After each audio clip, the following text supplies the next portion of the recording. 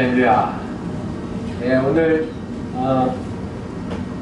고향을 또 방문하신 우리 조문영 우리 군우님 첫째 아드님 조성근 군우님과 또 부인 되시는 사모님 같이 참여해 주셨습니다. 감사합니다. 박수로 환영하겠습니다. 감사합니다. 죽기까지 복종하신 예수님, 우리는 어떻게 하면 성숙한 그리스도인이 될 수 있을까요? 우리 구세군의 표어가 2025년 무엇인가요? 삶으로 증언하라. 사도행전 1장 8절 말씀이죠. 우리가 아이로 머물러서 사는 게 아니라 어떻게 하면 좀 철이 든 어른이 될 수 있을까와 같은 질문일 수 있습니다. 기준이 무엇이냐가 중요합니다. 그 기준은 바로 예수님일 것입니다. 오늘 우리가 함께 읽은 본문을 통해서 예수님의 마음을 갖고 예수님의 마음을 간직하고 품고 사는 것은 어떤 것인지 함께 생각해 보겠습니다. 바울은 빌립보서 2장에서 4장까지 복음에 합당한 삶을 요구하시는 주님의 말씀을 전하고 있습니다. 우리가 복음을 받아들이고 예수 믿는 사람이 되었으면 그에 합당한 삶을 살아야 되는데 그러한 삶이 어떠한가에 대해서 말씀해 주고 있습니다.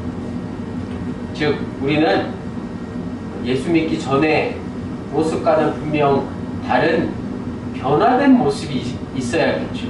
그런데 그 변화된 모습을 우리가 착각하기가 쉽습니다. 예전에 좀 나쁜 습관들 버리는 것, 그것이 다라고 생각하는데 그것을 뛰어넘는 무엇인가가 있습니다. 하나님이 우리를 변화시키는 방법이 과연 무엇인지를 오늘 성경은 우리에게 잘 말씀해 주고 있습니다. 그게 무엇일까요? 하나님은 여전히 죄 가운데 있는 우리를 사랑하시고 하나님의 자녀로 여겨주신다는 사실입니다. 영찬이 영인이가 집에 갔나요? 영찬이 영인이가 어제 연합 집회에도 같이 친구들이랑 참석을 하고 또 이렇게 화면 넘기는 것도 영찬이가 하고 얼마나 기특한지 모르겠어요. 실컷 칭찬해줬더니 자기 전에 또 싸워가지고 제가 또 고민하다가 또 야단을 쳤죠. 이거는 또 풀어주고 할 일이 너무 많아요. 애 키우는데 왜 이렇게 뭐 할 게 많은지 모르겠어요. 고향에 계신 저희 아버님이 이제 90 중반을 넘기고 계시는데 아시다시피 아들이 불효자죠. 아들이 모시지 못하고 있습니다. 누님이 모시고 있어요. 가까이서. 누님이 얼마나 힘든지 모릅니다. 제가 그냥 지켜만 봐도 누님이 얼마나 힘드실지 안 봐도 비디오 보는 것 같아요. 안 봐도 비디오. 네? 누님이 얼마나 고생을 하고 계실까요? 아버님을 모신다는 게 참 힘든 일이잖아요. 그런 제가 얼마 전 우리 이 고부교님 장례 예배 때 이런 기도를 했죠. 아버님을 모시지 못한 이 불효자식이 그래도 이 고부교님의 장례식 때 이런 기도를 드렸습니다. 많은 자녀들을 나를 모시지 못한다고 해서 미워하는 게 아니라 어떻게 하신다고요? 똑같이 사랑하신다. 저희 아버님도 이 못난 아들을 똑같이 사랑하고 계시는 줄로 믿습니다.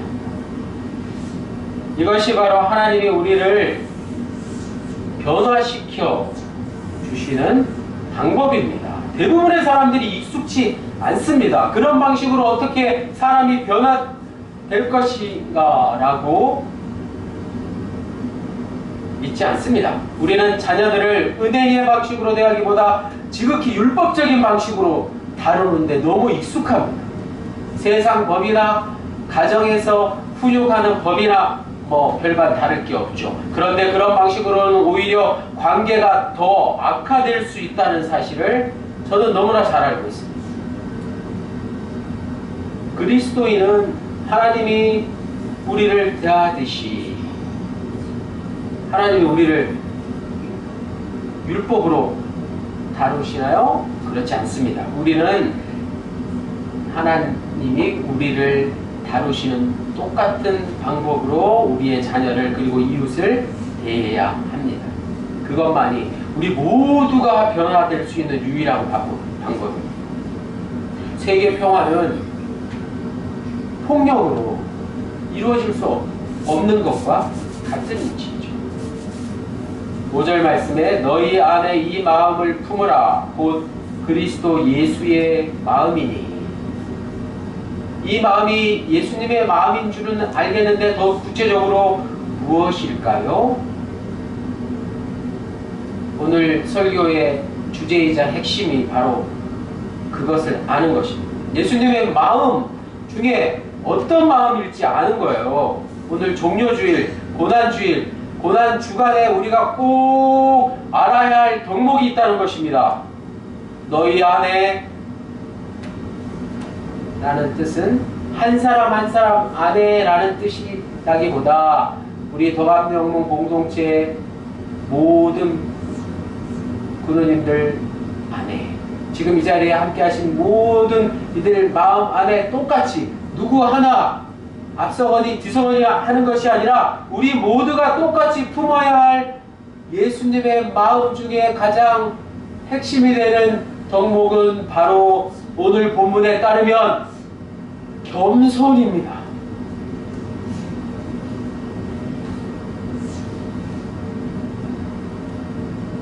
교회 공동체에서 한 사람 한 사람 예외 없이 모두에게 적용되는 덕목입니다.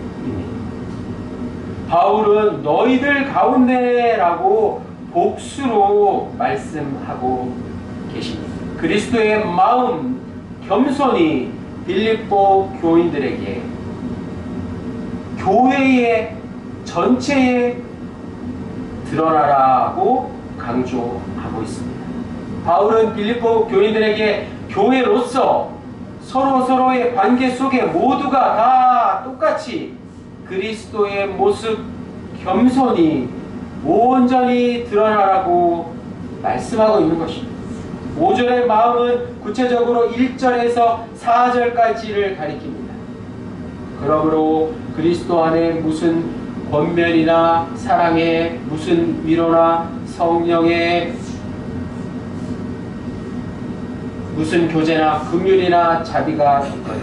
마음을 같이하여 같은 사랑을 가지고 뜻을 합하며 한 마음을 품어 아무 일에든지 다툼이나 허용으로 하지 말고 오직 겸손한 마음으로 각각 자기보다 남을 낮게 여기고 각각 자기 일을 돌볼 뿐더러 또한 각각 다른 사람들의 일을 돌보아 나의 기쁨을 충만하게 하라. 3절에 뭐가 있어요? 오직 겸손한 마음. 이 말씀을 가리키고 있는 것입니다. 한편에 시를 읽는 듯합니다. 시의 주제는 제가 가진 성경 표제에 나와 있듯이 그리스도의 겸손입니다.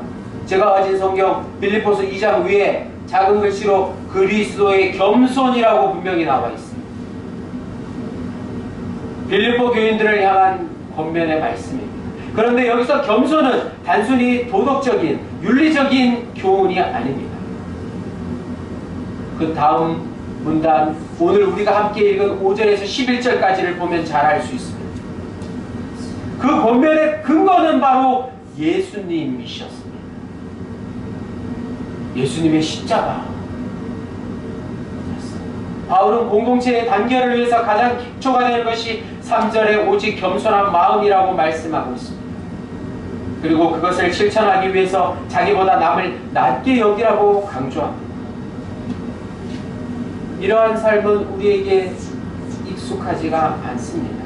자기 자랑이나 영광이나 자기 유익보다 남에 대한 관심과 사랑을 추구할 때에 가능하기 때문에 그렇습니다. 본문에 나오는 빌립보 교회는 바울이 개척한 교회로 1절에 언급한 대로 너무나도 훌륭한 교회였습니다. 그리스도의 격려가 있고 하나님의 사랑의 위로가 있고 성령 안에 교제와 자비와 긍휼이 있던 교회입니다. 한마디로 사랑이 충만한 교회였습니다. 그럼에도 불구하고 바울은 무언가 한 가지를 강력하게 더 강조하고 있습니다. 그게 무엇이라고요? 겸손이에요.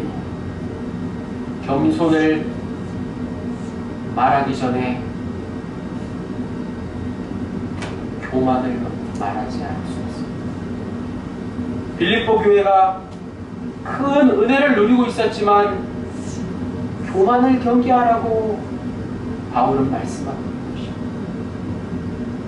겸손은 복음에 합당한 삶의 핵심입니다. 이 말은 그리스도 안에 격려나 위로나 성령 안에 교제나 자비와 긍휼이 있다면 반드시 겸손해야 한다는 뜻입니다. 겸손을 통해서만이 우리의 신앙이 성숙되고 기쁨이 충만해진다는 것입니다. 왜냐하면 성도 안에 아무리 교제를 하고 봉사를 열심히 해도 그 안에 교만이 숨어 있을 수 있기 때문입니다. 어쩌면 우리의 신앙의 여정 자체가 그리스도의 겸손을 배우는 과정이라고까지 말씀드릴 수 있습니다. 겸손을 얻기 위한 비결은 고난을 경험하는 것입니다. 주위에 고난을 경험하고 있는 분들을 보십시오. 겸손하지 않을 수 없습니다. 고난이야말로 우리의 인생을 가장 겸손하게 만드시는 하나님의 방법입니다. 영국의 유명한 기독교 사상가 C.S. 루이스는 그의 저서 순전한 기독교에서 교만에 대해서 이렇게 지적하고 있습니다. 가장 궁극적이고 가장 핵심적인 악이 무엇이라고요? 교만입니다. 성적인 타락과 분노와 탐욕과 술 취함 같은 것들도 이 교만에 비하면 세 발의 피라고 말했습니다. 악마는 바로 이 교만 때문에 악마가 되었습니다. 교만은 온갖 다른 악으로 이어집니다. 이것은 교만은 하나님께 전적으로 맞서는 마음 상태입니다. 모든 악 중에서도 가장 나쁜 악이 우리 신앙생활의 중심부까지 침투할 수 있다는 것은 무서운 말입니다. 그러나 그 이유를 이해하기는 어렵지 않습니다. 덜 나쁜 다른 악들은 사단이 우리의 동물적인 본성을 이용하기 때문에 생기는 것들입니다. 그러나 교만은 동물적 본성을 통해 오는 것이 아니라 지옥에서 곧장 오는 것입니다. 교만은 순전히 영적인 악입니다. 그렇기 때문에 다른 악들에 비해서 훨씬 더 교묘하고 치명적이라는 말씀입니다. 사단이 왜 사단이 되었습니까? 천사의 일부였던 사단은 하나님을 대적했기 때문에 사단이 되었습니다.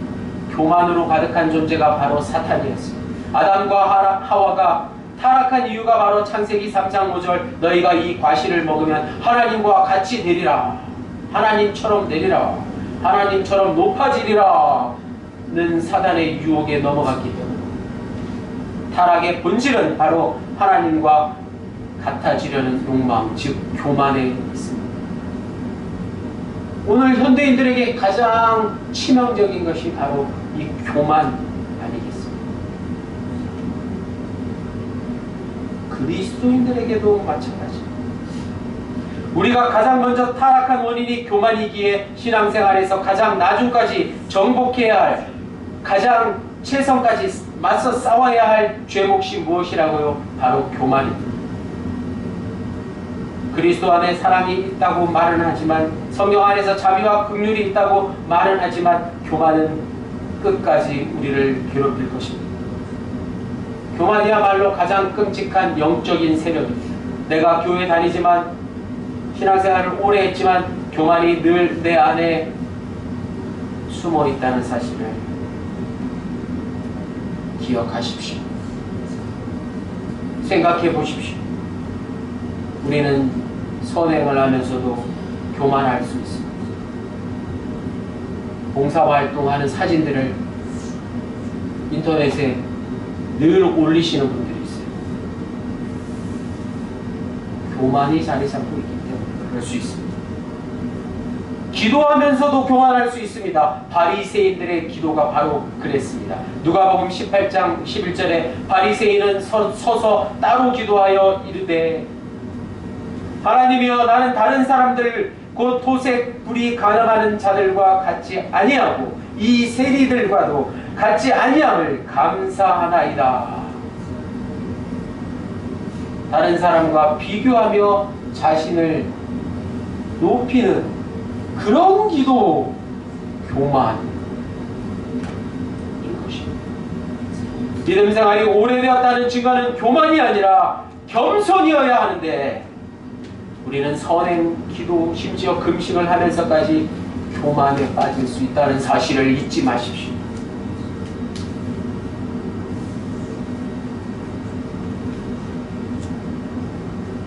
오늘 본문 빌립보서 2장 1절에서 4절뿐만 아니라 6절에서 11절까지는 한 편의 시입니다. 초대교회에서 늘 예배 시간에 낭송했던 시의 일부입니다. 6절에서 11절까지를 집에 가셔서 천천히 다시 한번 읽어보십시오. 소원하는 바 6절에서 11절까지를 다 암송하시면 너무 좋겠습니다. 한편의 찬양이요, 간증이요, 시요, 설교가 되는 것입니다. 그런데 바울은 이 시를 당시 빌립보 교회 안에 있는 성도들의 분열을 치유하는 말씀으로 전하고 있다는 사실입니다. 바울은 겸손을 실천하신 예수님의 모범이 빌립보 교회 공동체에 임하기를 간절히 원했습니다. 겸손이 그렇게 힘든 것입니다. 혼자 이룰 수 없는 것입니다. 겸손은 개인적으로 노력할 덕목이기도 하지만 개인적으로는 소용이 없는 것입니다. 개인주의적으로는 더 얻을 수 없는 것입니다. 더 감정은 공동체, 그리스도의 몸에 속한 이들만이 얻을 수 있는 게 겸손입니다. 교회는 겸손을 훈련하는 곳입니다. 바울은 빌립보 교인들에게 서로의 관계 속에서 늘 겸손한 모습이 온전히 드러나고 있는가를 생각해 보라고 권면하고 있습니다. 그리스도의 모범인 겸손은 교회의 적으로 교회 다니는 나 한 사람을 통해서 드러나는 것이 아니라 교회 전체가 더감 영문이 겸손의 상징이 되어야 된다는 말씀입니다. 한 사람 한 사람 똑같이 누구나 한 사람 빠지지 않고 다 겸손해야 한다는 것입니다. 교회는 예수님의 겸손을 배우고 본받고 훈련하는 곳입니다. 생각해 보십시오. 겸손을 훈련시켜주는 곳이 세상에 어디 있겠습니까? 겸손을 연습하라고 하는 곳은 세상에 없습니다.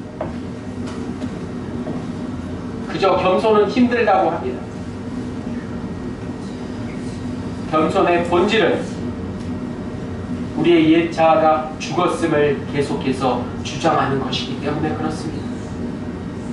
예수님의 모습만이 겸손의 본질에 가깝기 때문에 그렇습니다. 자신을 포기하는 것이 겸손입니다. 옛 자아의 완전한 죽음은 겸손한 상태로만 체험할 수 있는 것입니다. 내가 나를 스스로 죽일 수 없는 것이죠. 내가 내 자신을 죽일 수 있다고 생각하는 것 자체가 교만이고, 내가 교만과 싸워서 이길 수 있다고 생각하는 것도 교만입니다. 다시 한번 강조해서 말씀드리자면 우리는 스스로 내 자아를 죽일 수 없습니다. 내 성격, 내 성질, 승질 말이에요. 이 승질, 내가 고칠 수 없는 거예요. 그래서 예수님이 십자가에 달려 죽으셨습니다. 예수님이 십자가에 달려 죽으심으로 우리의 옛 자아를 함께 죽게 하셨다는 놀라운 사실입니다. 우리가 할 수 없는 것을 예수님이 대신하신 것입니다. 따라서 우리가 해야 할 일은 예수님의 죽음이 나의 옛 자아의 죽음이라는 것을 인정하고 받아들이고 그분의 십자가 앞에 겸손히 엎드려 매달리는 것입니다. 그래서 우리가 배워야 할 겸손은 예수 그리스도의 십자가를 믿고 나도 그 십자가를 지는 것입니다. 겸손은 우리가 예수님의 십자가를 믿는 순간 그 십자가에서 예수님만 죽으신 게 아니라 우리의 옛사람이 예수님과 함께 죽었음을 받아들이고 인정하고 살아가는 것입니다. 이와 반대로 교만은 그리스도께서 이루신 일을 내 스스로 이룬 것처럼 말하는 것입니다. 아무도 그렇지 않다고 생각하지만 잘 생각해 보십시오. 스스로가 고상한 척하고 교양 있는 척하고 똑똑한 척하고 믿음생활 잘한다고 생각하는 것은 내 스스로 다 이루었다고 말하는 것과 다른 바 없습니다. 믿음이란 그런 게 아니라 내 자신이 죽었다고 고백하는 것입니다. 십자가에서 내 자신이 죽었음을 받아들이고 스스로를 내려놓는 것. 뭐 욕심이 없는 것. 그게 겸손이지 않겠습니까? 바울이 말하는 복음에 합당한 삶이란 우리 마음속에 겸손이 가득 차 있는 상태를 누리는 것입니다. 누리는 것 아시죠? 자유를 누리는 것, 휴가를 누리는 것 무엇입니까? 내가 겸손한지도 모르고 사는 것입니다. 그게 겸손입니다. 진짜 겸손은 내가 겸손한지 모르는 게 겸손입니다. 마태복음 6장 3절에서 4절에 오른손이 하는 일을 왼손이 모르게 하라고 하신 주님의 말씀을 기억하십시오. 오른손 왼손이 다 내 손인데 어떻게 모를 수 있을까요? 이 말씀은 내가 하는 모든 일, 내가 하는 모든 착한 일, 내가 하는 모든 그런 고생을 의식하지 말라는 것입니다. 다른 사람이 알아주기를 바라지 말라는 것입니다. 진짜 겸손은 자기의 겸손까지 의식하지 못하는 것, 바로 그것입니다. 더 나아가서 겸손이란 공동체의 사명이라는 게 오늘 12절 말씀에 잘 나와 있습니다. 우리가 다 읽지는 못했지만 12절 말씀, 그러므로 나의 사랑하는 자들아 너희가 나 있을 때뿐 아니라 더욱 지금 나 없을 때에도 항상 복종하여 두렵고 떨림으로 너희 구원을 이루라. 아멘. 겸손은 앞서 말씀드린 대로 우리 더감영문 공동체의 복종이 되어야 합니다. 한 사람의 복종이 아니라 우리 모두의 복종이 되어야 합니다. 오늘 우리가 아무리 깊이 겸손에 대해서 새로이 알게 되고 교만에 대해서도 깊이 깨달았다 하더라도 그저 한순간으로만 끝나버리거나 나 한 사람만 변화되어서는 안 되는 것입니다. 겸손이 더감영문 공동체의 구성원 모두의 복종으로 나타나야 합니다. 더 나아가서 우리 모든 그리스도인들에게 똑같이 나타내야 되는 것입니다. 바울은 그리스도의 겸손을 통해서 윤리적인 권면의 근거를 말씀한 후에 그것이 빌립보 교인들의 삶에 적용되어야 한다는 것을 거듭 강조합니다. 따라서 빌립보 교인들은 그 말씀에 복종해야만 했습니다. 그래서 12절에 두렵고 떨림으로 라고 말씀하고 있는 것입니다. 생각해 보십시오. 우리가 두렵고 떨리는 때가 언제입니까? 부모님에게 야단 맞습니다. 바로 하나님 앞에서 두렵고 떨리는 상태가 됩니다. 하나님 앞에서는 그 누구도 두렵지 않을 수 없고 떨리지 않을 수 없습니다. 자기의 자랑과 영광을 내세울 수 없는 게 바로 하나님 앞에서 호람되고 의 신앙으로 사는 것입니다.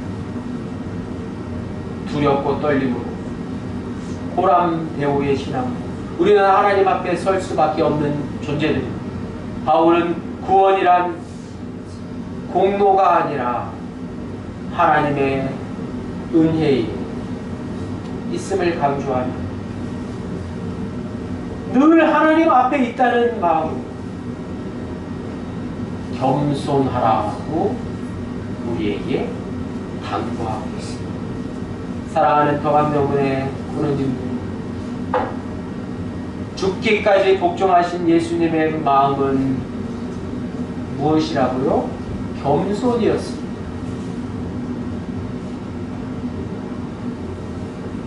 바라옵기는 한국교회의